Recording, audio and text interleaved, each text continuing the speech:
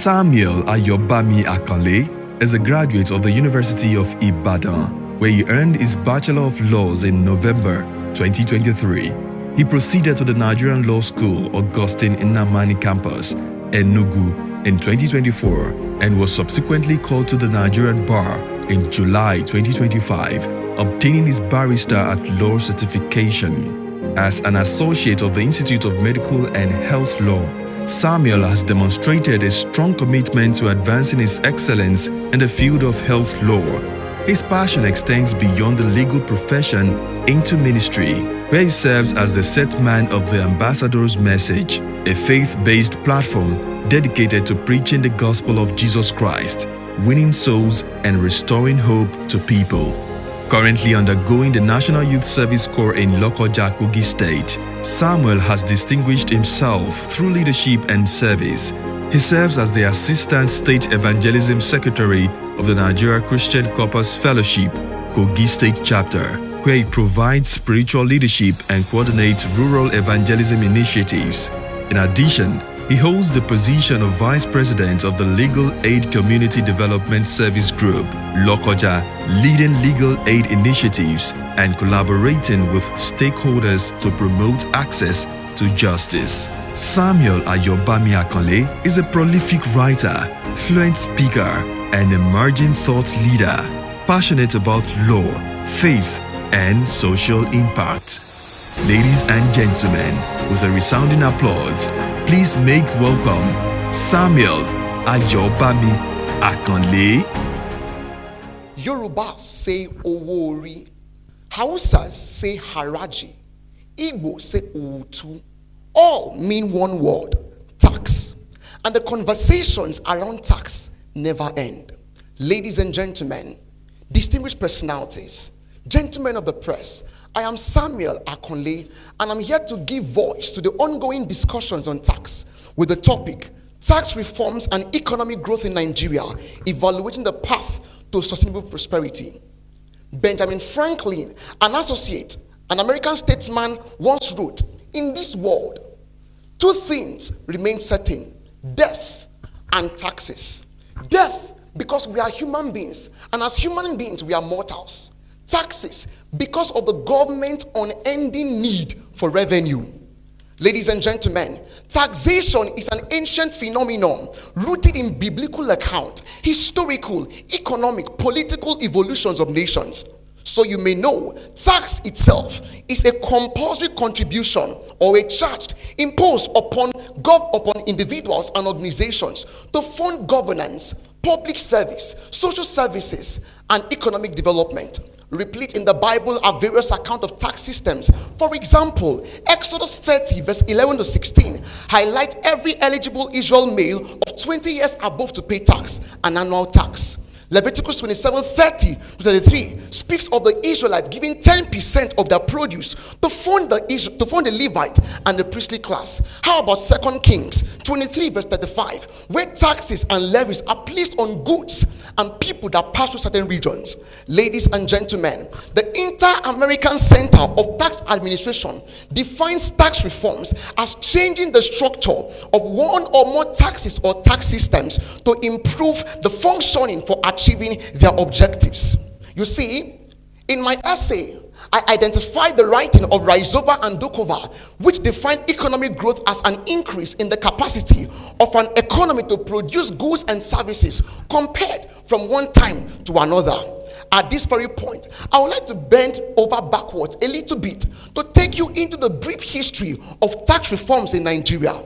It began in 1917 through the Native Revenue Ordinance of the British colonial rule that introduced direct taxation to consolidate administrative control. And from then till now, exactly 2 months ago, President Bola Ahmed Tinubu signed 4 new tax bills into law. The first, Nigerian Tax Act. The second, Tax Administration Act. The third, Nigerian Revenue Service Act. The fourth, Joint Revenue Board Act. All these 4 are part of the tax reforms to give Nigeria a new face and to make it rise in the global ladder.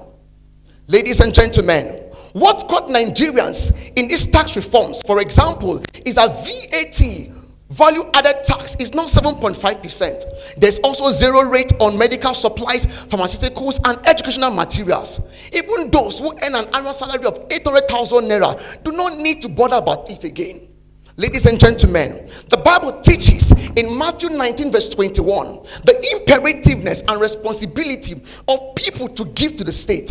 Also, on the other hand, the Bible teaches in Proverbs 29 verse 4 that the government should justly and fairly manage the public funds of the state. At this point, I'll make bold to state and to say that there is no sustainable prosperity without sustainable leadership. What we have in Nigeria today, with all due respect, is leadership marked by policy inconsistencies and reactive governance. And this cannot take us anywhere. In fact, it is an impairment to the implementation of tax reforms in the fiscal sector. While I was writing my essay, preparing for this, I studied the Bible and I came up with a position. The wisdom of Egypt, 7 years for 7 years. Pharaoh dreamt a dream. Joseph interpreted the dream. In the dream were 7 fat cows and 7 lean cows, to mean 7 years of plenty and 7 years of lack. And Joseph said, appoint a man discreet and wise. Well, you may take your Bibles, Genesis 41 verse 1 to 7, 25 to 31, and 30 to 36. And Pharaoh did the same thing, and there was so much in abundance for the years of lack. I'm bringing and domesticating this same wisdom for Nigeria. With these tax reforms, Nigeria can gather much. But if there's no preservation for the days ahead, there can be sustainable prosperity. You see, in Nigeria of today, what we see is gathering much. And this should be consistent with the principles of sovereign wealth management. Gather now and save for the future. In the Bible also, Jesus teaches in Matthew 22 verse 21, give unto Caesar what is Caesar, and give unto God what is God's. This is basically speaking of the responsibility of citizens. You and I have a duty to pay our tax, much more to be tax compliant. With this, Nigeria can take a step further today and 1,000 miles tomorrow. Ladies and gentlemen, I make bold to state and to say at this point in time that faith-based organizations just like BSN should continue to reawake moral accountability amongst citizens. And I want to say something very, very important. 2 things. First, where you cannot go, your tax will go.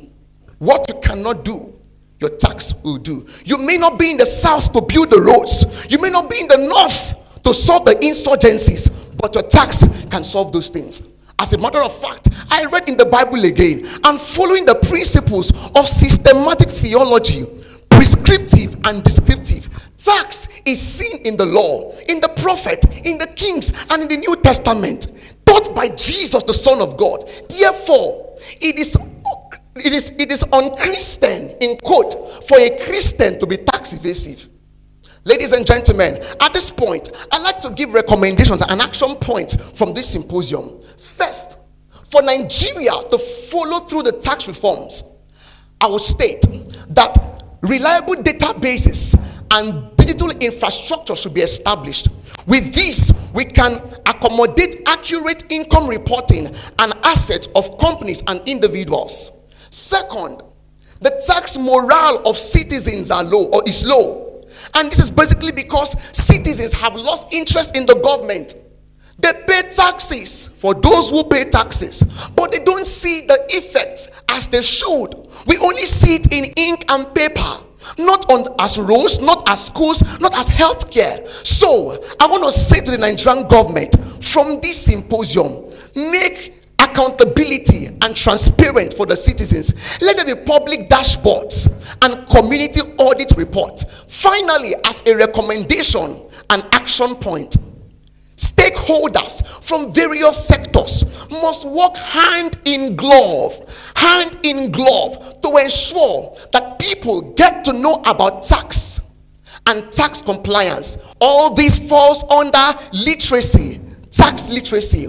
As a matter of fact, we can have in secondary schools tax clubs. We can have in our universities tax club. Even core members in your various CDS, you can teach tax club. Not only financial inclusion CDS.